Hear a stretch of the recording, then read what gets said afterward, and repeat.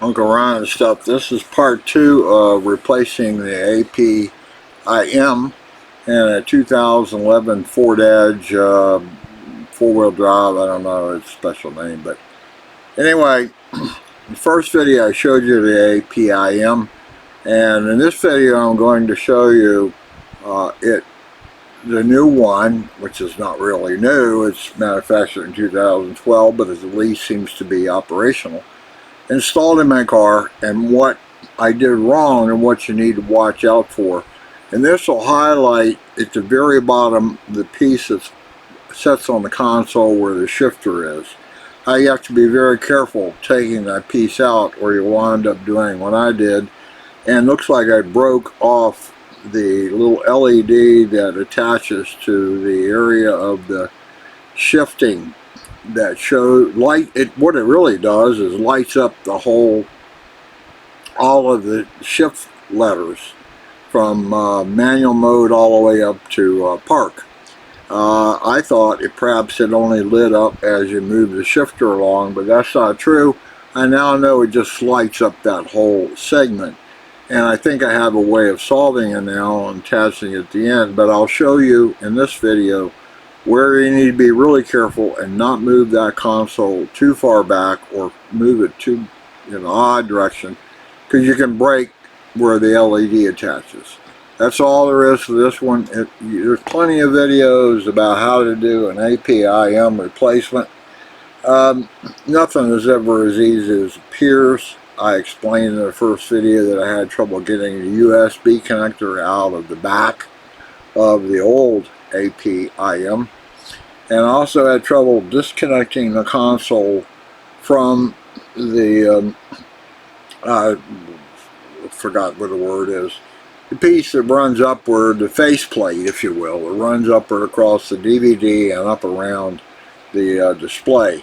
I had trouble separating at the bottom, and I wound up breaking a piece. So down there you need to be real careful and follow the directions real tightly. 7mm socket and a Phillips screwdriver. I think that's the extent of the tools you need. So now I'm going to slice this in front of a poor done iPhone video, which will show you where to be careful and what I did wrong. Okay, this is having to do with the APIM replacement that was happened. I put it back in here, and I've got a video about that. And what I'm trying to highlight, there are some videos about how to do all this, but I want to show the mistakes I made. And the first one is down here, this guy. Yep, I'll have to turn it back on again to shift the slip it out of gear here. You see on these ends here, you have to get those guys lined up and shipped down in here. Now the directions I had was that you take the screws out of this guy, and then and all the screws out of here, and then what you're supposed to do is, and I misread it, you were supposed to hold this piece and push on this to make it separate, and all you had to do was just separate this console piece from this back piece. And then right over here there's a connector in behind. You disconnect and you can take this whole trim piece off, get it out of the way. Okay, so apparently what I did was I pulled this too far back, this console piece, and what I wound up with is this LED light here that is supposed to light up the position of there. It lights it up if it's right underneath of it, but I can't figure out how this light goes back on this piece so it moves with the position. Let's see, if I try to do it in drive, it doesn't highlight. If I put it under M, it does. I'm just experimenting. If I put it into drive and I move the light underneath. No, it'll light up the manual one, but it doesn't want to light up broad.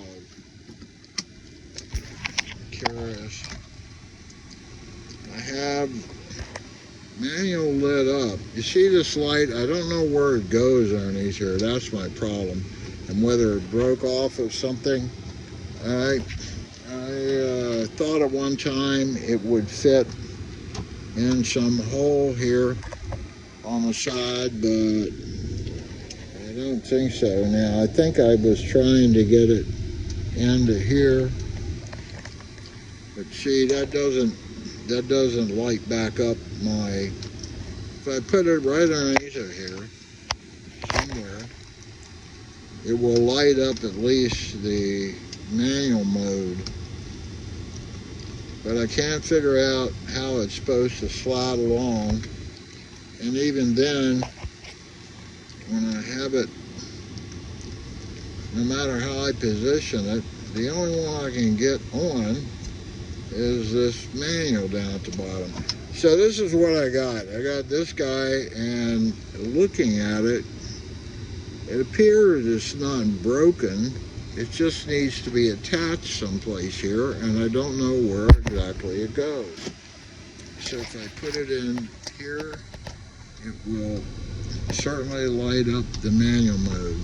But why is that different?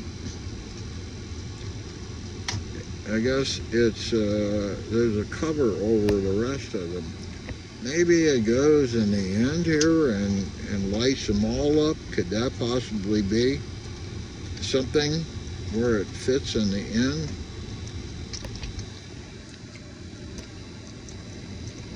I don't know. Anyway, that's my problem, is where does that light go? The cup holders have LED lights in them, and I can clearly see the one is lit up, and not all of the second one is lit for some reason. And I might have a connector problem related to that. But the main thing I want to show you is I made a mistake and I pulled this too far out. You do have to move the shift lever to separate these two pieces, but you don't necessarily want to honk and pull this back, or you'll wind up with that pigtail that I have that I don't know where it goes. So anyway, the rest of it is pretty straightforward. You've got bolts, and I think all are 7mm. So if you have a, like this is a 7mm socket, I think they fit on all of them, and they may even fit, no, these down at the bottom, these are Phillips that hold this console in place. They're Phillips down here. But anyway, that's the problem I have, and I'm going to put it again in park, and I want to come back and check. Navigation has gone out because I'm parked in the garage, but otherwise, everything seems to work okay, having replaced the APIM on the back of the display, and everything else is operational. So I'm going to turn it off and open the door, and my sink should go out. Okay, that's the problem I had. Just be careful moving this console or you'll wind up with this, and I haven't figured out how to get it back in there yet or where it goes. That's enough for this.